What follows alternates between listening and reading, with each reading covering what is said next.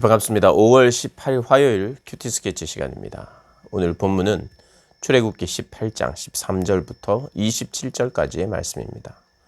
오늘 본문이 이렇게 시작합니다. 이튿날 모세가 백성을 재판하느라고 앉아있고 백성은 아침부터 저녁까지 모세 곁에 서 있는지라. 모세의 장인이 모세가 백성에게 행하는 모든 일을 보고 이르되 네가 이 백성에게 행하는 이 일이 어찌 됨이냐. 어찌하여 네가 홀로 앉아있고 백성은 아침부터 저녁까지 내 곁에 서 있느냐. 오늘 본문은 하나님을 인정하고 모세를 인정하는 이 장인 이드로가 모세에게 조언을 하는 그런 내용입니다. 어떤 조언이냐 하면 너 혼자 너무 많은 일을 한다. 그렇게 되면 너도 피곤하게 되고 백성들도 피곤하게 된다. 이 일을 나누라. 이게 오늘 내용의 핵심입니다. 나눌 자들, 함께 분담하여 동력할 자들을 세우라. 이런 조언을 합니다. 여기 오늘 이 본문을 보면 그럼 어떤 사람을 세울 것인가? 어떤 사람을 세울 것인가? 모세가 하는 일은 이 백성들을 재판하는 일인데 이 재판은 옳고 그른 것, 네가 오라. 그리고 네가 틀렸어. 네가 피해자고 네가 가해자야. 이것만 가리는 게 아닙니다. 오늘 그 모세는 지금 무엇을 하고 있었느냐 하니까 이 20절을 보면 그들에게 율례와 법도를 가르쳐서 마땅히 갈 길과 할 일을 그들에게 보이고 백성들에게 제일 중요한 것은 하나님의 율법과 법도를 가르치는 거예요. 잘못을 따지고 옳고 그름을 따지는 것 그 자체가 목적이 아니라 하나님의 말씀이 무엇인지 하나님의 뜻이 무엇인지를 가지고 옳고 그른 것을 판단하는 거죠. 그러니까 제일 중요한 것은 하나님의 율례와 법도를 새기게 되는 것, 배우게 되는 것, 다시 한번 깨닫게 되는 것, 이게 중요점입니다. 중요점. 근데 이제 이 일들을 혼자 하니까 계속 백성들은 백성들대로 계속 기다려야 되고 줄을 서야 되고 그것도 아침부터 저녁까지 뭐 일찍 오는 사람은 뭐 일찍 받겠지만 모세도 그 일에 매진하다 보니까 서로 피곤하는 거죠. 이게 길게 갈 수 없다는 겁니다. 그래서 하나님의 그 율례와 법도를 가르치며 시시비비를 가릴 수 있는 그 사람들을 세우는데 그 기준이 오늘 중요한 이 내용이라고 할 수 있죠. 어떤 사람들이 서야 되는가, 세워져야 하는가, 공동체에. 21절에 이렇게 이야기합니다. 너는 또 온 백성 가운데서 능력 있는 사람들을 세우라는 거예요. 근데 그 능력이 어떤 능력이냐? 뭐 군사적인 능력이나 뭐 이런 것 이전에 그 능력은 하나님을 두려워하는 자. 이 출애굽기의 중요한 주제 중에 하나가 뭐라 그랬습니까? 가장 지혜로운 자가 어떤 자인가? 하나님을 두려워하는 자라고 말씀을 드렸습니다. 그것은 성경의 가르침이죠. 출애굽기 1장부터 나오는 주제예요. 산파들, 하나님을 경외하고 하나님을 두려워함으로 왕보다 하나님을 더 두려워했죠. 바로보다 하나님을 더 두려워했죠. 그래서 생명을 함부로 할 수 없었습니다. 그리고 자기의 목숨을 걸고 하나님의 말씀을 지키는 거죠. 그런 것처럼 하나님을 두려워하는 사람이 능력 있는 사람입니다. 지혜로운 사람입니다.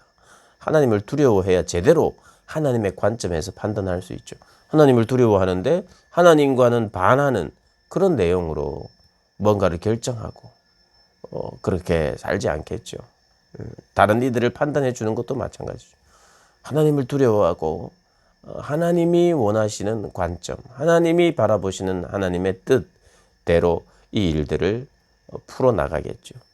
그러니까 하나님을 두려워하는 것이 중요합니다. 우리 자녀들이든 우리 자신이든 우리 고등부 학생들이든 그 누구든 가장 중요한 것은 하나님을 정말 두려워하느냐, 하나님을 경외하느냐가 중요한, 인생에 있어서 가장 중요한 문제예요. 하나님을 두려워하기 때문에 하나님을 또 사랑하게 되는 하나님의 말씀대로 살고자 하는. 그러니까 지도자가 된다는 것,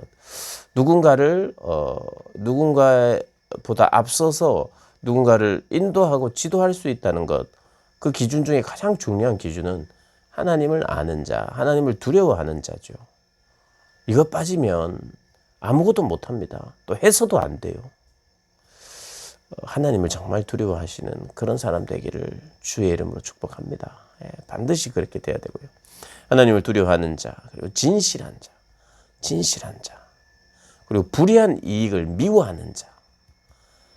불의한 이익을 미워해야 돼요. 그래야 공정할 수 있죠.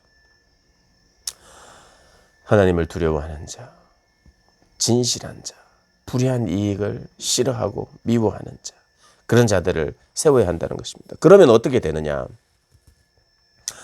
백성에게도 모세에게도 온 공동체가 평안하다는 겁니다. 오늘 21절에 보면 너는 또 온 백성 가운데서 능력 있는 사람들 곧 하나님을 두려워하며 진실하며 불의한 이익을 미워하는 자를 살펴서 백성 위에 세우 천부장과 백부장과 50부장과 10부장을 삼아 그들이 때를 따라 백성을 재판하게 하라. 큰 일은 모두 네가 가져갈 것이요 작은 일은 모두 그들이 스스로 재판할 것이니 그리하면 그들이 너와 함께 담당할 것인즉 일이 내게 쉬우리라. 네가 만일 이 일을 하고 하나님께서도 허락하시면 네가 이 일을 감당하고 이 모든 백성도 자기 곳으로 평안히 가리라. 하나님이 허락하셔서, 그러니까 이제 장인의 조언이고 장인의 충고입니다. 그리고 장인은 이제 막 하나님에 대해서 깊이 알았고 깨달았어요. 깨닫고 나서 바로 이것을 조언하는데, 이것은 하나님이 주신 어떤 그런 분별력이고, 그리고 하나님이 주신 지혜일 수도 있습니다. 그렇지만 그렇게 보기보다는 이 장인이 가지고 있던 이 삶의 연륜, 또 인생의 연륜을 가지고 일을 나누어 해야 된다는 것에 대한 중요성을 이미 체득한 사람 같아요.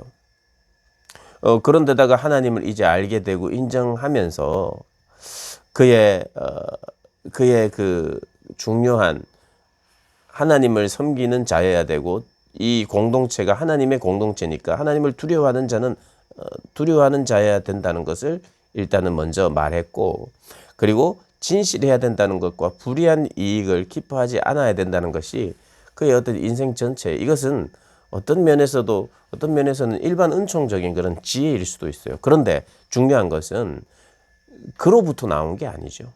그 인생의 연륜 속에 묻어 나오는 그 지혜 역시도 하나님이 주신 지혜죠. 그런데 더 중요한 것은 이 지혜가 하나님이 허락하신다면, 하나님이 기뻐하신다면 이렇게 하는 것이 좋겠다. 그럴 때에는 가장 좋은 결과가 나오는데, 그 결과가 뭐냐면 공동체의 평안이라는 거예요. 한 가족의 평안하기 위해서는요, 지도자가, 한 가족 안에 가장이 정말 하나님을 두려워하는 사람이어야 됩니다.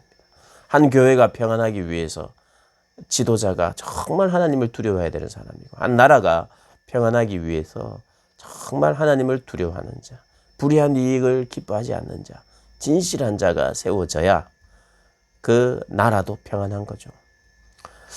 이 진리의 이 기준은 어떠한 공동체든 어떠한 나라든 모여있는 곳이라면 꼭 반드시 필요한 덕목입니다.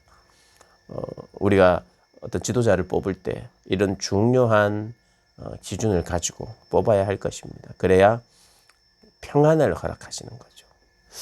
그런 평안이 있는 가정, 또 우리의 공동체 되기를 기도하는 복된 여러분들 되시기를 주님의 이름으로 축복합니다.